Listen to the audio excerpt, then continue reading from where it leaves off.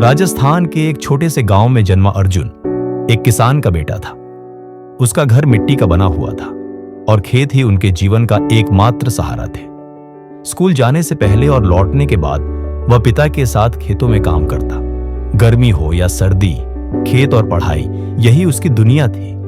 अर्जुन की दुनिया तब बदल गई जब गांव के स्कूल में एक सेमिनार में एक आईएएस अधिकारी आए। उन्होंने कहा, गरीबी कभी भी सफलता की राह नहीं रोक सकती, अगर इरादे मजबूत हों।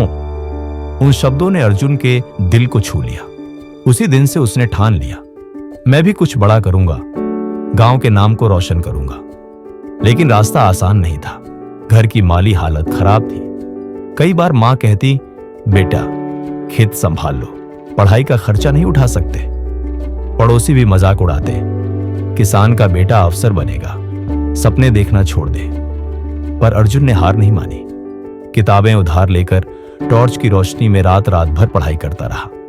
गांव के ही एक रिटायर्ड टीचर मिश्रा सर ने उसकी लगन देखी और उसे गाइड करना शुरू किया।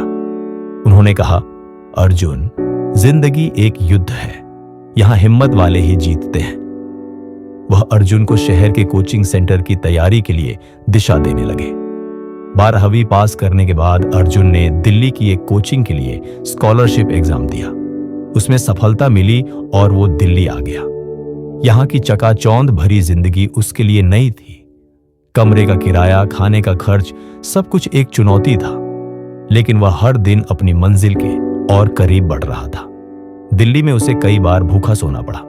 कई बार पैसे खत्म हो जाते तो मंदिरों में प्रसाद खाकर दिन गुजारता। लेकिन साथ ही कुछ दोस्त भी मिले।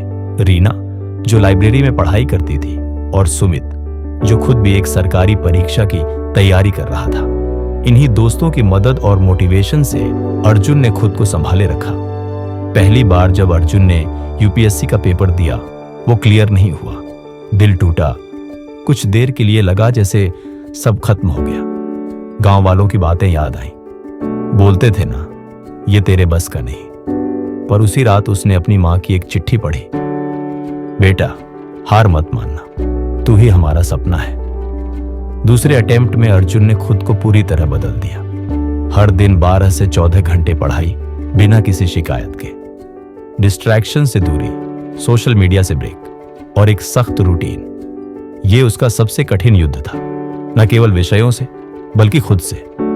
तीसरे प्रयास में आखिरकार वह दिन आ गया।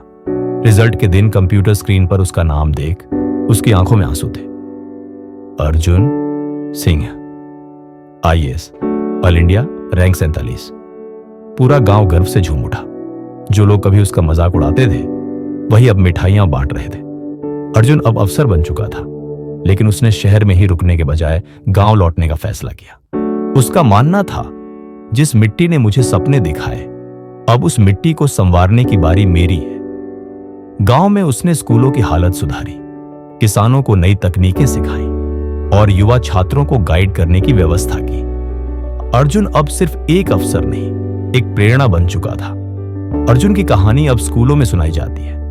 हर बच्चा कहता है, अगर अर्जुन भैया कर सकते हैं तो हम क्यों नहीं। अर्जुन ने न केवल अपनी किस्मत बदली, बल्कि पूरे गांव की सोच बदल दी। मूल संदेश, मोरल, अगर तुम हार नहीं मानते तो एक दिन किस्मत भी तुम्हारे सामने झुक जाती है। कभी सपनों को छोटा मत समझो और कभी हालात से हार मत मानो। अगर यह कहानी दिल को छू गई हो तो इसे अपने अपनों तक पहुंचाएं और खुद से पूछें, क्या मैंने भी कभी किस्मत को झुकाने की कोशिश की है।